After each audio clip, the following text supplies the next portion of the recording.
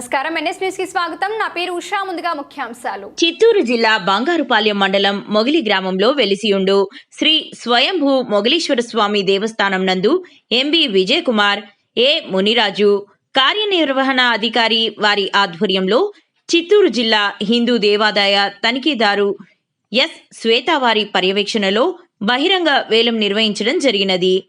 సదరు బహిరంగ వేలంలో తలనీలాలు ప్రోగు చేసుకుని హక్కుకు గాను 1 సంవత్సరమునకు 4,03,000 రూపాయల ఆదాయం వచ్చినదని, తలనీలాలు కాలపరిమితి తేదీ 1 జనవరి 2026 నుండి 31 డిసెంబర్ 2026 వరకు 1 సంవత్సర కాలం మాత్రమే తలనీలాలు ప్రోగు చేసుకుని హక్కుకు గాను గత సంవత్సరం కంటే ఈ సంవత్సరం 63,000 పెరిగినదని, సదరు బహిరంగ వేలంలో ఆలయ వంశపారంపర్య ధర్మకర్త ఎంబి విజయ్ కుమార్, గ్రామస్తులు ప్రసాద్ నాయుడు, ధనుంజయ నాయుడు, సిబ్బంది పాల్గొన్నారు.